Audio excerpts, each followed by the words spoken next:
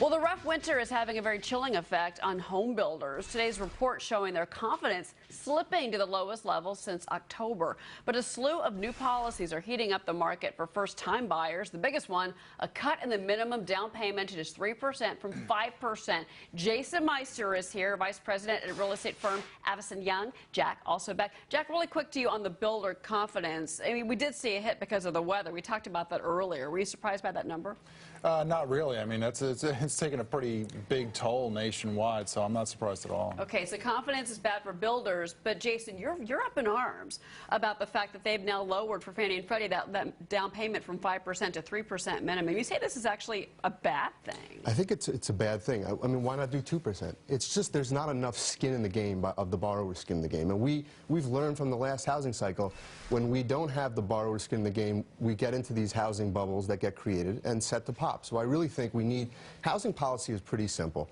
You have to have 15% down payments, and you have to make sure the borrower has about 3 times the mortgage cost in the bank. But otherwise, something's got to be done, Jason. I mean, you know, we need the first-time buyers to come in. We need the millennials to buy homes. I mean, it used to be 40% of home sales were first-time home buyers. It's like 33% right now. That's a big difference. Well, why do we need them to buy homes, though? Because it could to help the housing recovery, to boost back. Why do we have to help? What does that? But that helping the housing recovery means getting house prices to go higher. Why do we have to? Why does that have to be a national goal? To help the overall U.S. economy. I mean, this is what the housing. It's jobs, Jack. It's jobs. I know, but that doesn't mean we should use artificial measures to try to push house prices higher. It's a bad national policy. I think Jack's right. Look at Canada. They require 20% down. They don't have the equivalent of a Fannie Mae and a Freddie Mac, and they're a 20th% of our default rate.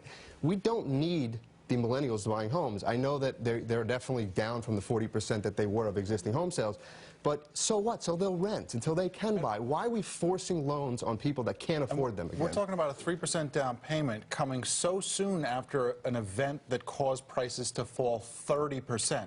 What happens if we see another big downturn in house prices? You've got your 3% down payment. Now, you might have good credit on paper, but what does your credit look like after an economic event that turns house prices 10 or 20% lower? Maybe you're out of a job and your credit isn't so good anymore. I still believe in home ownership, and I do believe that it is better for individuals, and I disagree with both of you, but I can do that because I'm hosting today.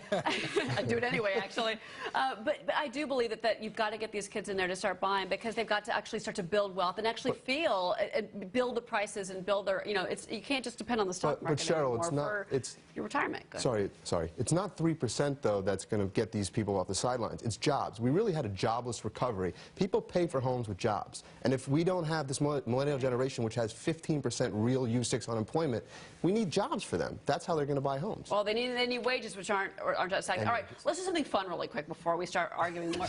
Now for something, I had to show you this. This is a Russian man taking a walk on his wild side by feeding an enormous bear from his window. Scraps of meat are being passed through to the animal, who then gobbles them up. All that's visible of the bear is there's a huge paws, hungry snout, thought to be a Russian brown bear, which can weigh up to 1,400 pounds. Jack, I think this is a great idea. We should all try this. It might look shocking, but up until now, I've just assumed that in Russia, everyone has a bear like that living out their window that they can feed from time to time. I mean, isn't that the way it works? I haven't traveled extensively, but I just assume.